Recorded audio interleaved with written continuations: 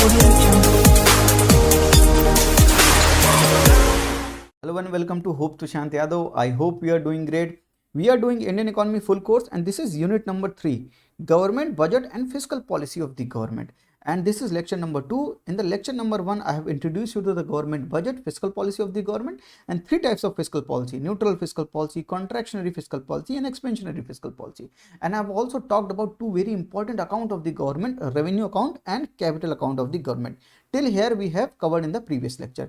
If you have not seen that lecture, please go and see that lecture. That will be very helpful in making your economy base. So base बनाने में वो बहुत help करेगा.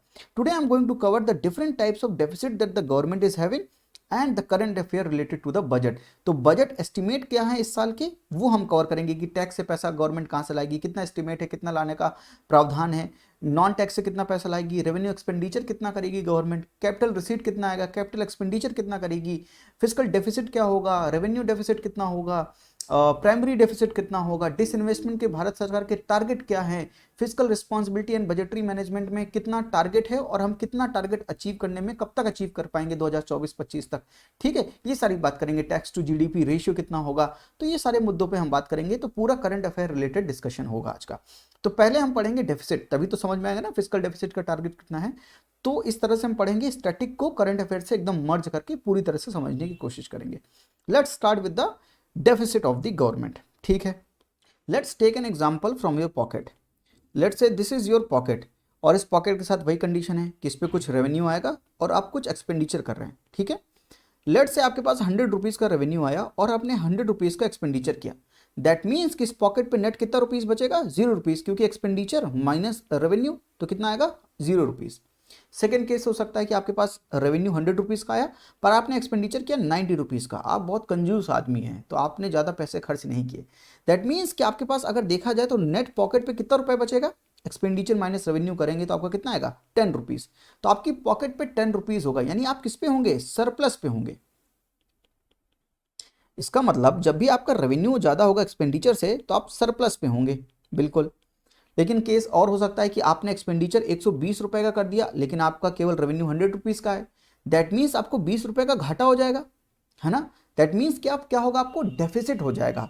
जब expenditure ज़्यादा होगा revenue से तब आपको क्या होगा, डेफिसिट होगा. डेफिसिट का मतलब कि आपको घाटा हो जाना है. ठीक है, लेकिन आप पूछेंगे कि सर 120 रुपए का आप एक्सपेंडिचर कर कैसे रहे हैं जब आपके पास 100 रुपीज़ की इनकमिंग है. अरे मैंने 20 रुपए अपने दोस्त से बोरो कर लिए, लोन में ले लिया, तो 100 रुपीज़ मैंने कमाए और 20 रुपए मैंने अपने दोस्त से बोरो कर लिया. इस तरह से मैंने 120 रुपए का एक्सपेंडिचर कर दिया और मेरा रेवेन्यू 100 था, लेकिन मुझको घाटा हो गया क्योंकि मैंने एक्सपेंडिचर अपने रेवेन्यू से ज़्यादा कर दिया. ठीक है, in the same manner, in the similar way, government के पास भी 3 कंडीशन हो सकती है. गवर्नमेंट सरप्लस पे भी रह सकती है, गवर्नमेंट को घाटा भी हो सकता है ना, गवर्नमेंट न्यूट्रल भी हो सकती है. जैसे अगर गवर्नमेंट ने ज़्यादा खर्चा किया तो क्या होता है, government is following expansionary physical policy. Contractionary कब होगा, जब गवर्नमेंट कंजूस होगी, वो कम खर्चा करेगी, तो कॉन्ट्रैक्शनरी फिजिकल पॉलिसी. और न्यूट्रल कब होगी, जब गवर्नमेंट जितना पैसा आएगा गवर्नमेंट के पास उतना खर्च करेगी, तो न्यूट्रल फिजिकल पॉलिसी. तो अब हम बात करें डिफरेंट टाइप्स ऑफ डेफिसिट की. इसका मतलब कि गवर्नमेंट बहुत ढेर सारा खर्चा कर रही है, गवर्नमेंट का एक्सपेंडिचर बहुत होता है गवर्नमेंट के रेवेन्यू से. अब हम बात करेंगे different types of deficit. Deficit समझ में आया, कब होगा डेफिसिट, जब एक्सपेंडिचर ज्यादा होगा रेवेन्यू से. ठीक है, इतना क्लियर है. Let's talk about deficits. Let's talk about revenue deficit. तो सबसे पहले बात करते हैं रेवेन्यू डेफिसिट की.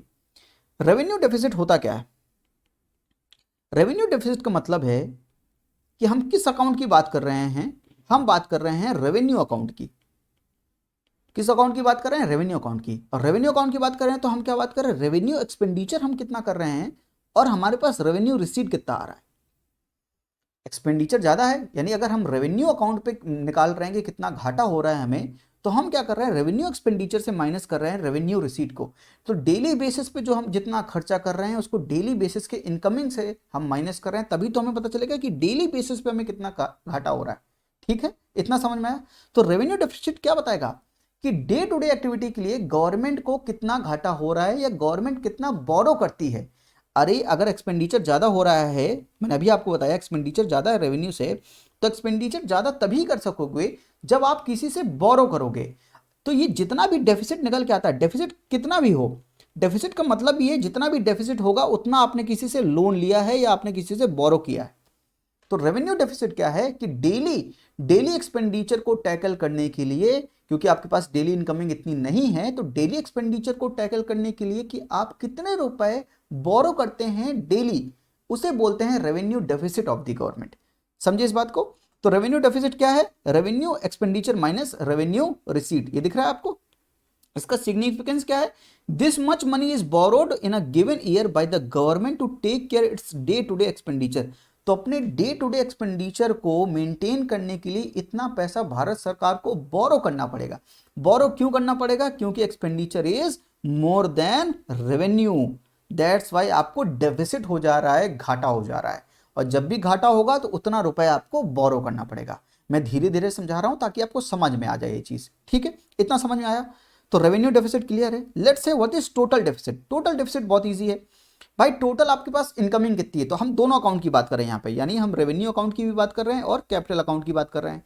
तो टोटल एक्सपेंडिचर कितना होगा? Revenue expenditure plus capital expenditure.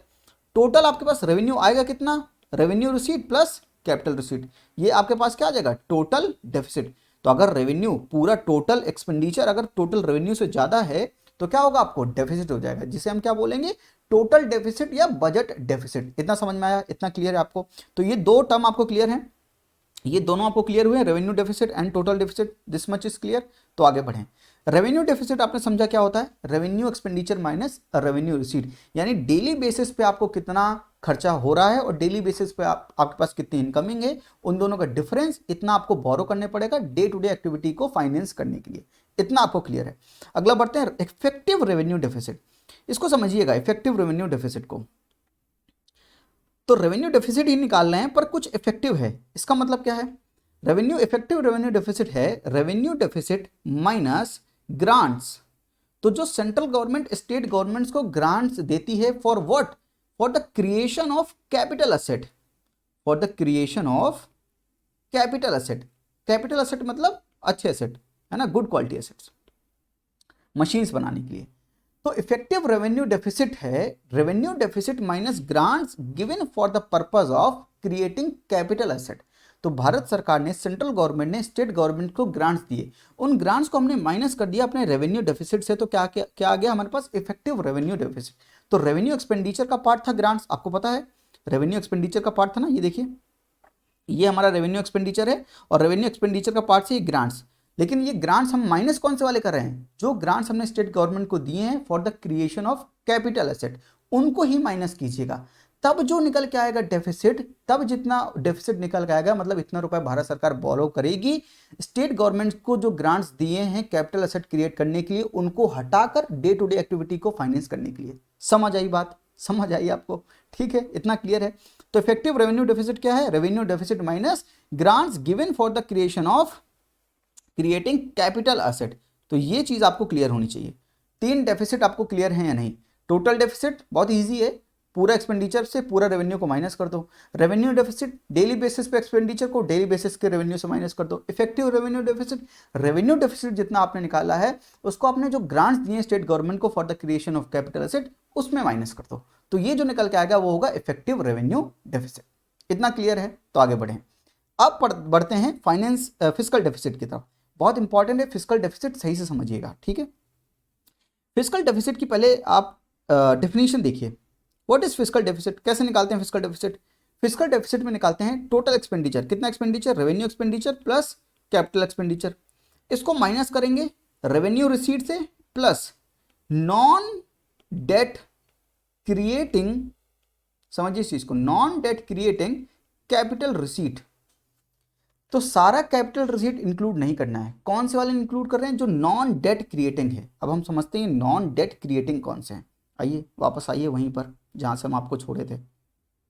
तो this is revenue account and this is capital account. अब रेवेन्यू कैपिटल अकाउंट में देखिए हमको निकालना क्या है? Non debt creating capital receipt. तो कैपिटल रिसीट में जाइए।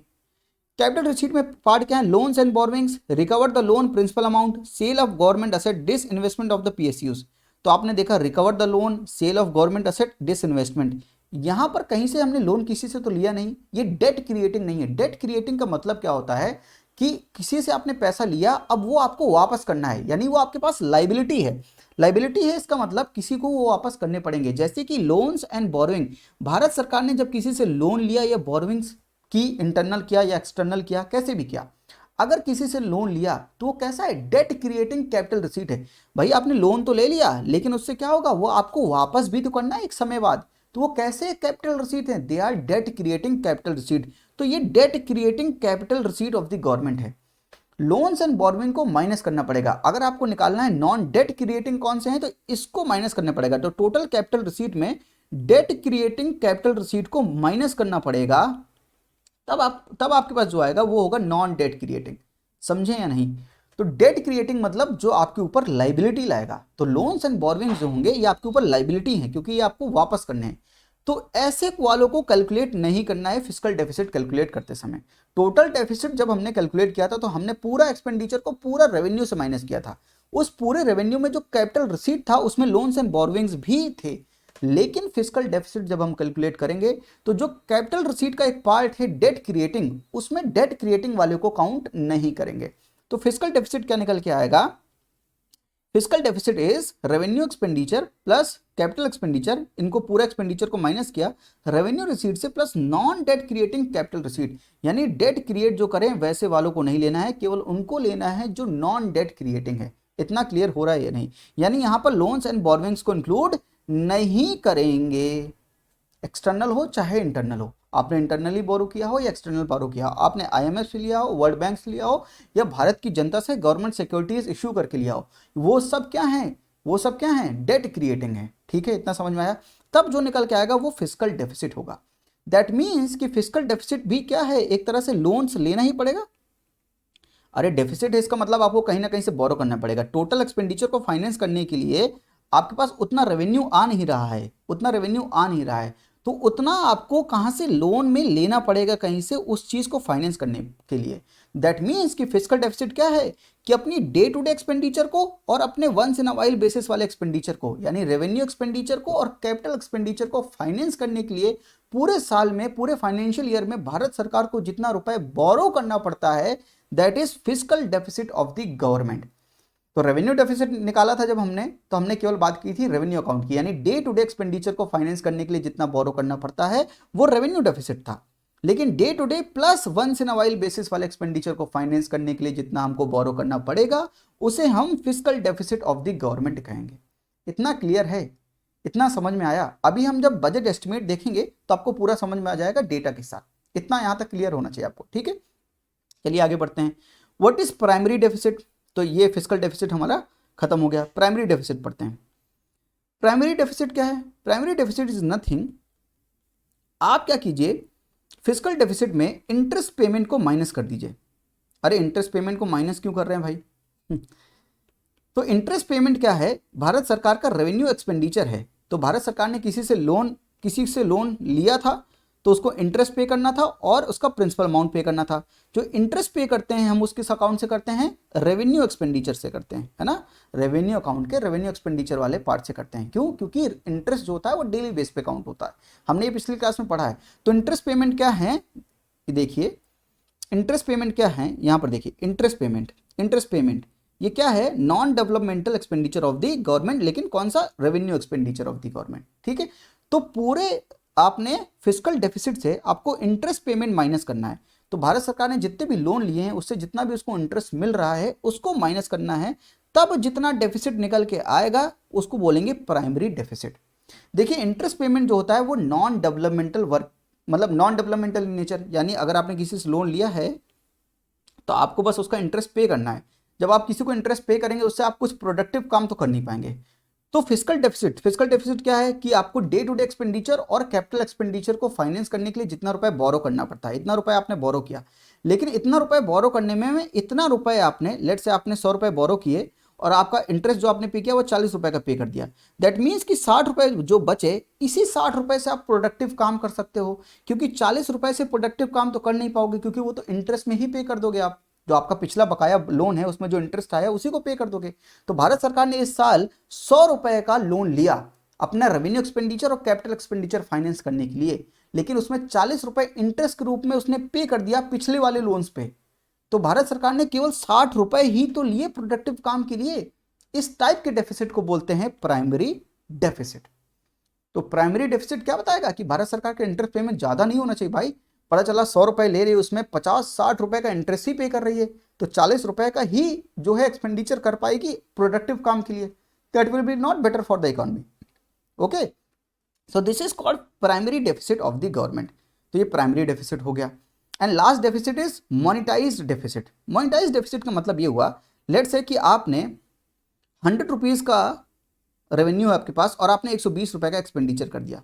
दैट मीन्स कि आपने 20 रुपए का ज़्यादा एक्सपेंडिचर कर दिया, तो 20 रुपए आपको कहीं ना कहीं से बोरो करने पड़ेंगे। Let's say government of India ने आरबीआई से बोरो करने के लिए सोचा, लेकिन आरबीआई ने गवर्नमेंट का डेफिसिट फाइनेंस करने के लिए आरबीआई को नई करेंसी छापनी पड़ गई, न्यू करेंसी नोट्स। तो आरबीआई को नई करेंसी नोट्स छापने पड़ गए गवर्नमेंट के डेफिसिट को फाइनेंस करने के लिए। इस टाइप के डेफिसिट को बोलते हैं मोनिटाइज्ड डेफिसिट, या इसी को बोलते हैं हम डेफिसिट फाइनेंसिंग। डेफिसिट फाइनेंसिंग का मतलब क्या होता है, लेट से मुझे 100 रुपए चाहिए और आप सभी लोगों ने, आप लेट से क्लास में 100 लोग हैं, आप सभी लोगों ने मुझे 1-1 रुपए मुझे दे दिया, तो आप सभी लोगों ने मुझे क्या किया, फाइनेंस कर दिया। ऐसे ही गवर्नमेंट का जब भी डेफिसिट होगा और आरबीआई के पास जाएगी या किसी के पास भी जाएगी जो उसको लोन देता है, बेसिकली उसको क्या करता है, फाइनेंस करता है। लेकिन यदि गवर्नमेंट, भारत सरकार जो है आरबीआई के पास जाए और आरबीआई से कहे कि मेरा डेफिसिट जो है वो फाइनेंस कर दो, तो आरबीआई ने कहा मेरे पास इतने पैसे नहीं हैं, मैं नई करेंसी नोट छाप कर ही जो है आपके डेफिसिट को फाइनेंस करूंगी। तो जब वो नए करेंसी नोट छापेंगे तो पूरी इकोनॉमी का मोनेटाइजेशन होगा। समझ रहे हैं इस बात को? अगर पूरी इकोनॉमी का मोनेटाइजेशन होगा तो इस तरह के डेफिसिट को क्या बोलेंगे, monetised deficit, printing new currency by the RBI. तो ये हैं 6 तरीके के deficit: revenue deficit, effective revenue deficit, fiscal deficit, total deficit, monetised deficit and primary deficit of the government. ये 6 के 6 आपको समझ में आई या नहीं? पहले इतना बताइए तब आगे बढ़ें। इतना क्लियर है? अगर इतना क्लियर है तो मेरा एक प्यारा सा छोटा सा सवाल है, मैं आपसे पूछना चाह रहा हूं कि विच is more sensitive, revenue deficit और फिस्कल डेफिसिट? रेवेन्यू डेफिसिट या फिस्कल डेफिसिट में कौन ज्यादा सेंसिटिव है, यानी किसके चेंज होने से भारत सरकार को बहुत दुख होने वाला है, बहुत दिक्कत होने वाली है कि इसको बढ़ने नहीं देना चाहिए। रेवेन्यू डेफिसिट को या फिस्कल डेफिसिट को, कौन ज्यादा सेंसिटिव है? ये सवाल है, आंसर आप बताएंगे। वेट करूं मैं, कमेंट बॉक्स में बताएंगे आप? चलिए मैं बता देता हूं, आप पॉज करके कमेंट बॉक्स में लिख सकते हैं आंसर, लेकिन आंसर मैं दे देता हूं। लेट्स से एग्जांपल लेते हैं। लेट्स से कि मैंने एक कार खरीदी, ऑडी, है ना, तो मैंने ऑडी खरीदी, मेरे पास ऑडी खरीदने के लिए ही उतने ही पैसे थे जितनी की ऑडी आती है, उतने ही पैसे थे मेरे पास, और थोड़े से एक्स्ट्रा पैसे थे जिससे मैं 1 मंथ के लिए ऑडी में पेट्रोल डला सकता हूँ। ठीक है, 80-90 पूरे 100, है ना, 100 का हो गया ना पेट्रोल, तो मैं 1 मंथ के लिए पेट्रोल डला सकता हूँ, केवल मेरे पास इतने एक्स्ट्रा रुपए हैं। तो लेट्स से कि ऑडी आती है 8 लाख की, अभी मान लेता हूँ मैं, और मेरे पास 1 मंथ के लिए केवल लेट्स से कि 10,000 रुपये हैं उसमें पेट्रोल भराने के लिए। तो मैंने गाड़ी खरीद ली और मैंने 1 महीना खूब जमकर गाड़ी चलाई। समझिएगा इस चीज़ को, मैंने 1 महीने खूब जमकर गाड़ी चलाई और मैंने ये 10,000 रुपीज़ जो थे वो सारे उड़ा डाले। अब मेरे पास कोई रुपए नहीं है, I do not have any money, no money with me now. गाड़ी चलानी है तो मुझको इसमें पेट्रोल डलाना पड़ेगा, क्योंकि पानी डाल के तो चलेगी नहीं, है ना, पेट्रोल तो डलाना पड़ेगा। ठीक है, तो मेरा एक दोस्त है कौशलेंद्र, है ना, तो मैं अपने दोस्त के पास गया और मैंने, क्योंकि वो मेरा बहुत अच्छा दोस्त है, तो मैंने कहा दोस्त 10,000 रुपये दे दे भाई। तो उसने क्या किया, क्योंकि वो मेरा अच्छा दोस्त है तो उसने दे दिया। तो 10,000 मैं उससे लेके आया और अपनी गाड़ी में मैंने ऑडी में खूब तेल भराया और मैंने फिर पूरे दिल्ली की सड़कों पे दौड़ाया, उत्तराखंड गया, लखनऊ गया, खूब गया, राजस्थान घूमा, जयपुर घूमा, और फिर मैं वापस आ गया 1 महीने पास अपने दोस्त के पास, कौशलेंद्र के पास, कि भाई तेरी नई नई नौकरी लगी है, तेरे पास पैसे हैं, मुझे फिर से 10,000 रुपये दे दे। तो मेरे दोस्त ने कहा कि ठीक है यार ले ले, क्योंकि वो मेरा बहुत अच्छा दोस्त है तो वो मुझे दूसरी बार भी दे देगा। फिर मैं यही करूंगा कि अगले महीने पूरा गाड़ी में तेल भरा के खूब घूमूंगा और फिर मैं अगले महीने अपने दोस्त के पास पहुंच जाऊंगा, कौशलेंद्र के पास। तो 3-4 बार, चलो 3-4 बार, मेरा बहुत अच्छा दोस्त है, बहुत बहुत अच्छा दोस्त है, तो 3-4 बार मुझे दे देगा। लेकिन जब वो 5वीं बार उसके पास जाऊंगा, 5th टाइम्स जब मैं जाऊंगा, तो मेरा दोस्त मुझसे एक बात कहेगा कि दोस्त जब तुम्हारी औकात नहीं है गाड़ी में तेल डलाने की तो तुमने गाड़ी खरीदी क्यों? तो मेरा दोस्त कहना क्या चाह रहा है? मेरा दोस्त कहना चाह रहा है कि जब आपका रेवेन्यू एक्सपेंडिचर करने की कैपेसिटी नहीं है तो आपने कैपिटल एक्सपेंडिचर क्यों किया? कितनी सही बात बोल रहा है, अब समझिएगा यहीं पर।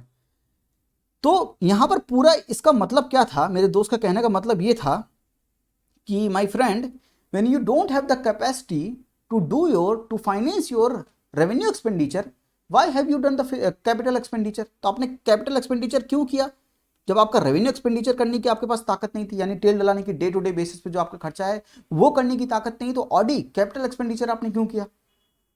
दैट मीन्स कि रेवेन्यू एक्सपेंडिचर, तो आपका रेवेन्यू जो है डे टू डे बेसिस पे जो चीजें हो रही हैं उसको फाइनेंस करने की ताकत होनी चाहिए आप पे।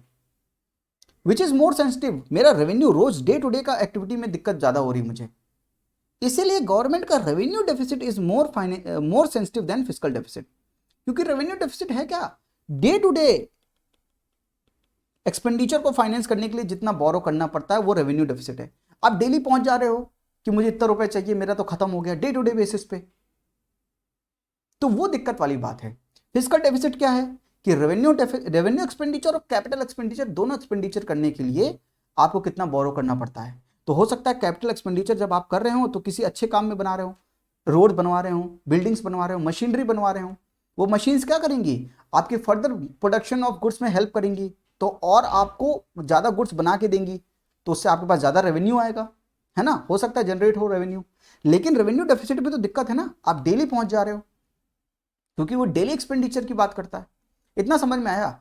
विच मीन्स कि revenue deficit is more sensitive than fiscal deficit. ये कभी कभी पूछ लेता है, इसको लिख लीजिएगा कि revenue deficit is more sensitive than fiscal deficit, भूलिएगा नहीं। और ये एग्जांपल से याद रखिएगा कि आपको डे टू डे एक्सपेंडिचर करने के लिए अगर आपको बोरो करना पड़ेगा तो आपको बहुत दिक्कत होने वाली है सर। आपको ही नहीं, गवर्नमेंट को, आपको, हमको, सबको दिक्कत होने वाली है। डेली किसी से आप पैसे नहीं मांग सकते हो, लेकिन कभी कभी मांग सकते हो। तो fiscal deficit is less sensitive then revenue deficit. इतना कॉन्सेप्ट क्लियर है? आगे बढ़े, चलिए। तो आपको सारे टाइप के डेफिसिट समझ में आ गए हैं आई थिंक, है ना? Revenue deficit, effective revenue deficit, fiscal deficit, primary deficit, monetise deficit and total deficit of the government. आगे बढ़ते हैं आज के नेक्स्ट कार्यक्रम पे, जो है बजट एस्टिमेट 2021-22। तो बजट कब रिलीज हुआ? बजट रिलीज हुआ let's say first week of Feb में हुआ 2021। तो कौन सा फाइनेंशियल ईयर चल रहा था? 2020-21। तो बजट एस्टिमेट किस साल के लिए आएगा? नेक्स्ट फाइनेंशियल ईयर के लिए, 2021-22 के लिए, है ना?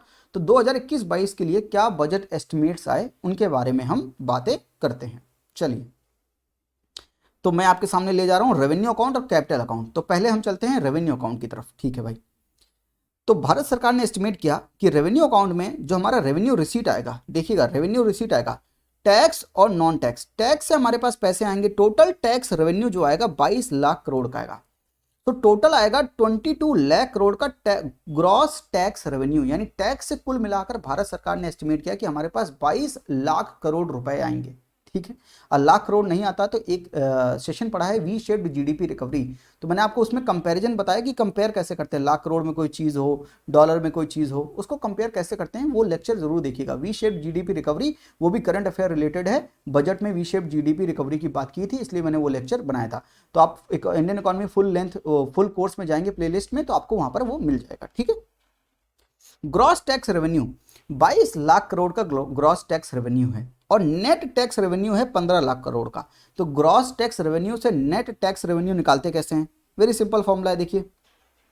ग्रॉस टैक्स रेवेन्यू में आप स्टेट शेयर, तो भारत सरकार, जो फाइनेंस कमीशन होता है, आर्टिकल 280 में जो फाइनेंस कमीशन का गठन किया जाता है, उन्होंने स्टेट को कितना रुपए दिया तो वो माइनस कर दीजिए, डिजास्टर फंड को माइनस कर दीजिए, तब आपके पास जितना नेट टैक्स रेवेन्यू बचता है तो उसे बोलते हैं एनटीआर, नेट टैक्स रेवेन्यू। तो ग्रॉस टैक्स रेवेन्यू में स्टेट का शेयर माइनस कीजिए, डिजास्टर फंड माइनस कीजिए, तो आपके पास नेट टैक्स रेवेन्यू आ जाएगा, ठीक है?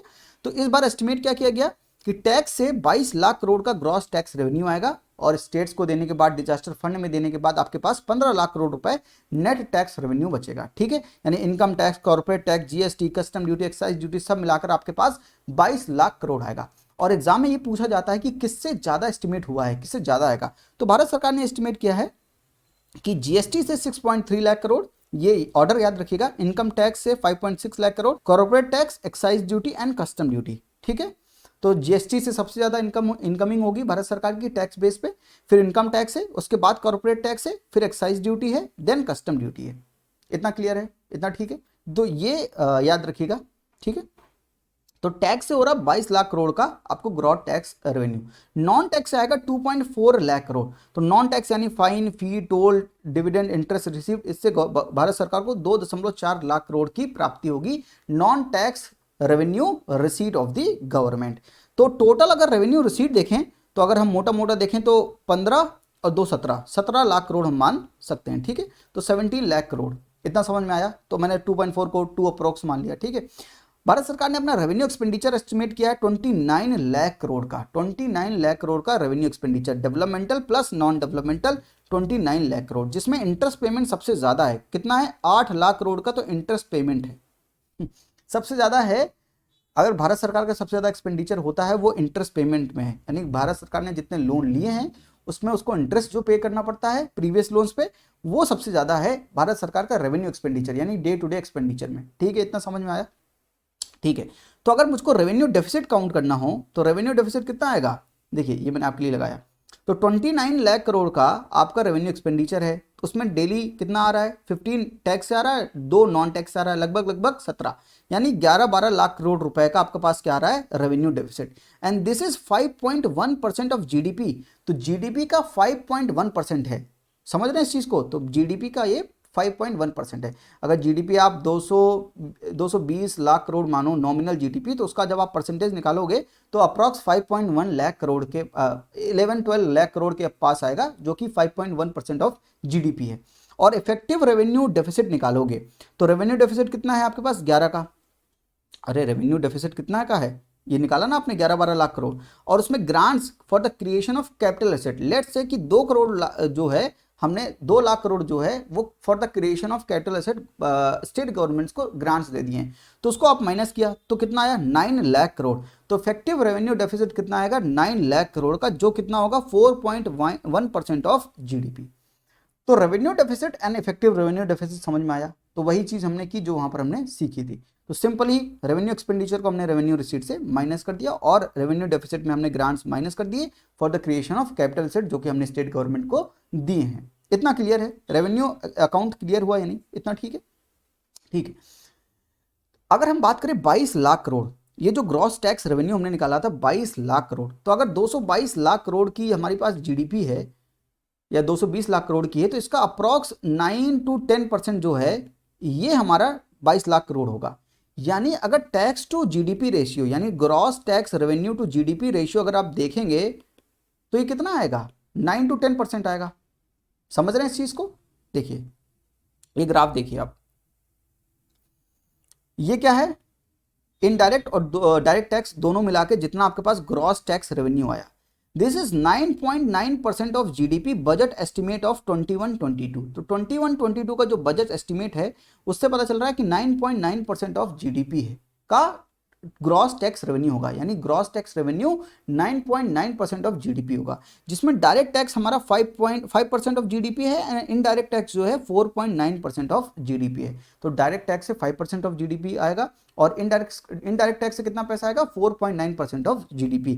तो ये जो लाइन गई है ये है डायरेक्ट टैक्स, और ये क्या है? Indirect tax. दिख रही है आपको?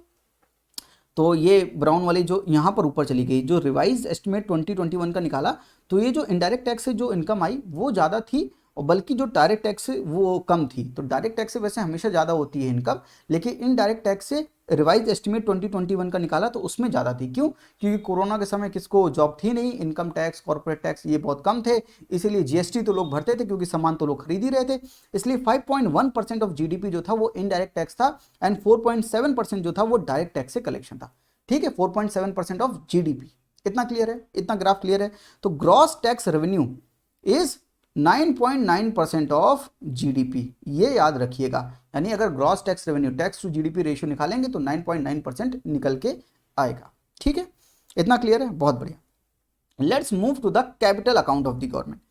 तो तो कैपिटल अकाउंट में बात करें हम तो 17 लाख करोड़ का कैपिटल रिसीट आएगा। कितना आएगा? 17 लाख करोड़ का कैपिटल रिसीट, जिसमें जिसमें लोन्स एंड बोरोइंग से हम लाएंगे 15 लाख करोड़।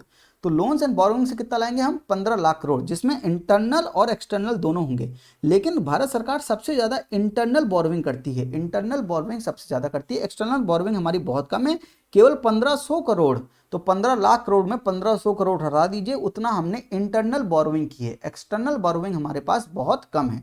तो लोन्स एंड बोरोइंग से कितना पैसा आएगा? 15 लाख करोड़ लाएगी भारत सरकार।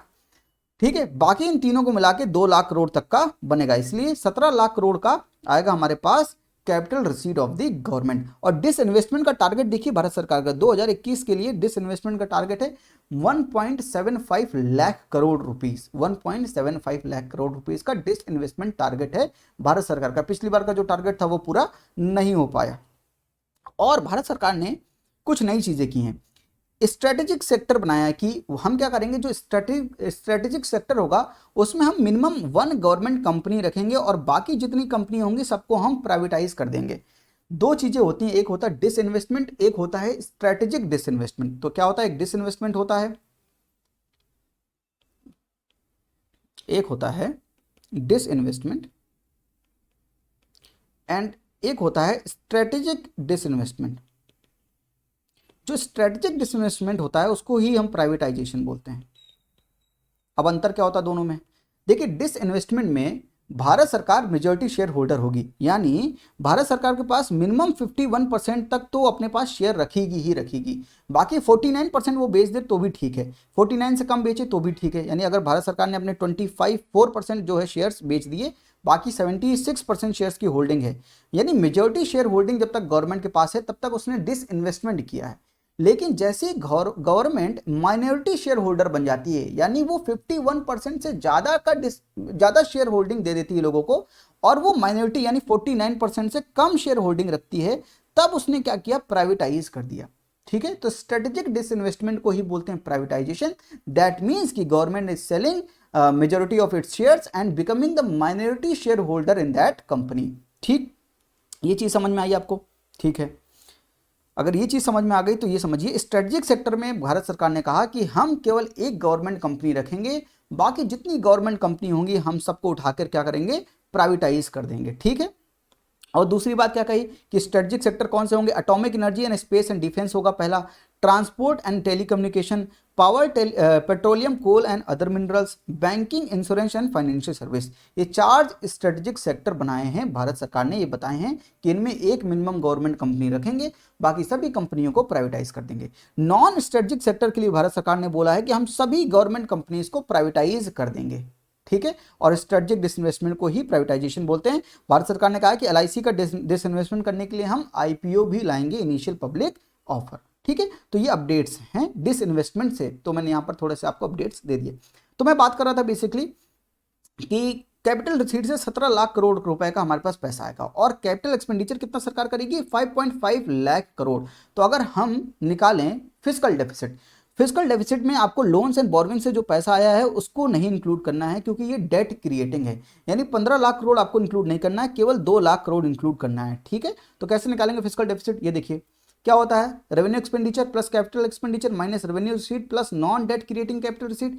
यानी 29 था रेवेन्यू एक्सपेंडिचर, याद कीजिए, कैपिटल एक्सपेंडिचर 5 है, 5.5 है, तो मैंने अप्रोक्स 5 मान लिया है, माइनस 17 रेवेन्यू रिसीट था, और 2 lakh crore non debt creating capital receipt, क्योंकि बाकी 15 लाख करोड़ जो थे वो डेट क्रिएटिंग कैपिटल रिसीट थी, क्योंकि वो लोन्स एंड बोरोइंग से लाए हैं। तो कितना ये कितना निकल के आएगा? 15 लाख करोड़। तो 15 लाख करोड़ यानी फिस्कल डेफिसिट। तो क्या था फिस्कल डेफिसिट? कि डेली और कभी कभी दोनों एक्सपेंडिचर को फाइनेंस करने के लिए भारत सरकार को इतना रुपए बोरो करने पड़ेगा। दैट्स वाई जो 15 लाख करोड़ आया है ना, यही तो हमने लोन्स एंड बोरोइंग किया है। ये देखो इतना, इसीलिए तो ये दोनों बराबर हैं, 15 लाख करोड़।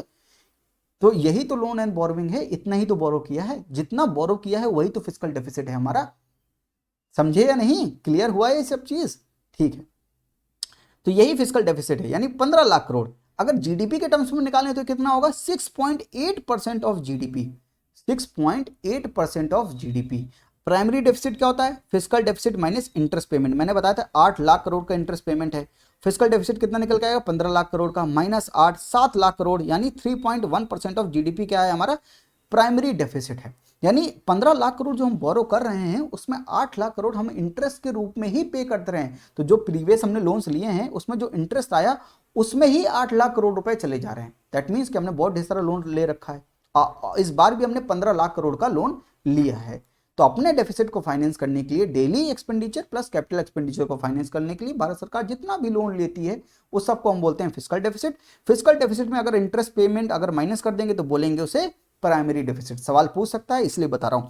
यह अप्रॉक्स होगा 3.1% ऑफ जीडीपी और फिजिकल डेफिसिट है 6.8% ऑफ जीडीपी। और हमारा टारगेट क्या है? तो एफआरबीएम एक्ट हमारा टारगेट बताता है। Physical responsibility and budgetary management act जो है वो ये कहता है कि जो यूनियन है वो अपना फिजिकल डेफिसिट 3% ऑफ जीडीपी तक ही रखे, 3% ऑफ जीडीपी तक रखे।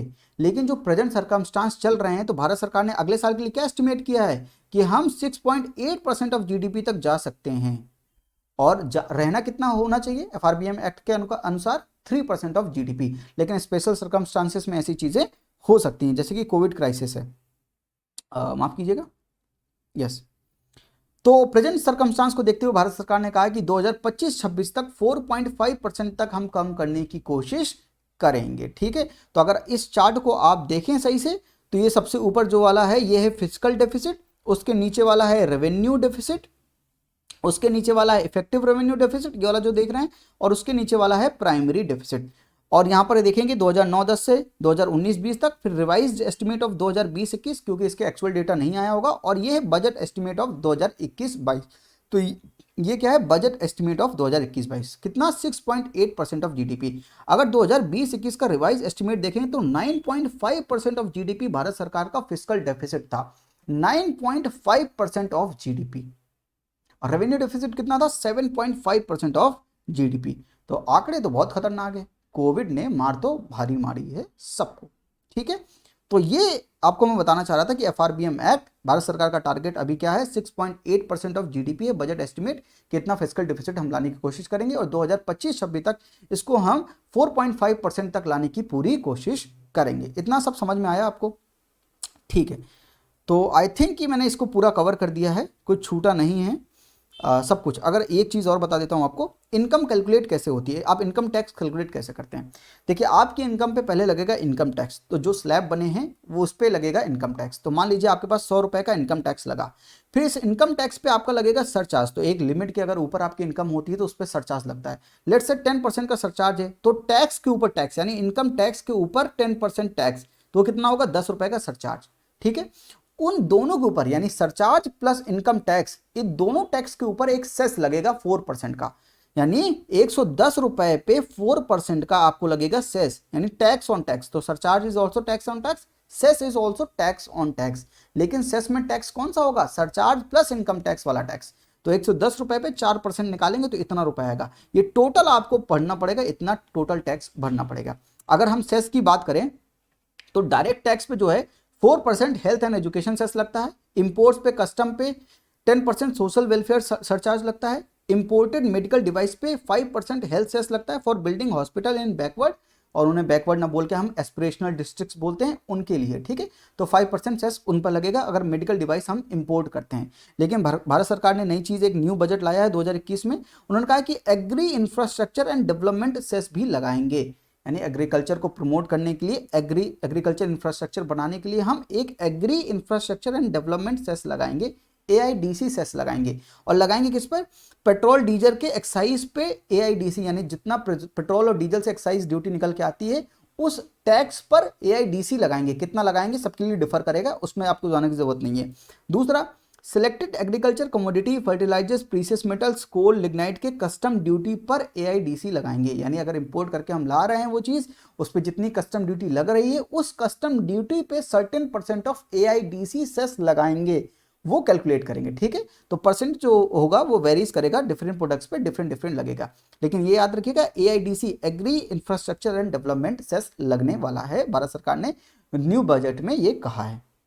तो this is all about I think revenue account, capital account और इस सब के रिलेटेड बजट एस्टिमेट जो 2021-22 का जो बजट है उसके लिए भारत सरकार ने क्या क्या बजट एस्टिमेट लगाया है वो सब चीज़ें मैंने आपको बता दी। डिसइन्वेस्टमेंट के टारगेट्स क्या हैं और कौन कौन से सेस नए लागू हुए हैं, क्या क्राइटेरिया है, gross tax revenue to GDP ratio कितना होगा, ये सब चीज़ें हमने पढ़ ली। This is all about government budget and fiscal policy of the government. इतना ही पढ़ना जरूरी है, इससे ज्यादा पढ़ना जरूरी नहीं है। क्लास में static plus current affair relate करके सब कुछ बता दिया है। बजट में जो जो चीजें हैं वो सारी मैंने आपको बता दी है कि कितना टारगेट फिस्कल डेफिसिट का होगा, कितना प्राइमरी डेफिसिट का होगा, कितना gross tax revenue to GDP ratio होगा, कितना डिसइन्वेस्टमेंट का टारगेट है, कौन कौन से स्ट्रेटेजिक सेक्टर हैं, कौन से नॉन स्ट्रेटेजिक सेक्टर हैं। स्ट्रेटेजिक सेक्टर में एक कंपनी को छोड़कर मिनिमम एक कंपनी रखेगी, बाकी को प्राइवेटाइज कर देगी।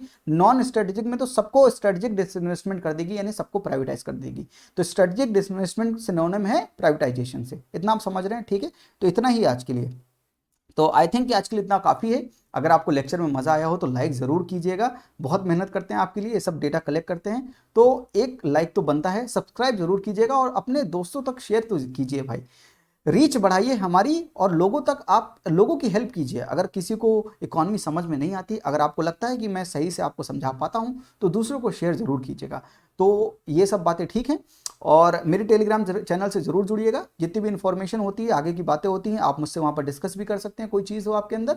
और बाकी वहाँ पर करंट अफेयर के 3 से 5 मैं MCQ देता रहता हूँ। करंट अफेयर लगाइए, क्योंकि करंट अफेयर लगाना बहुत ज़रूरी है। आप करंट अफेयर की इंपॉर्टेंस तो समझ सकते हैं, ठीक है, बीइंग एन IAS एस्पिरेंट। तो आई थिंक कि आज के लिए इतना ही। थैंक यू, नमस्ते, जय हिंद।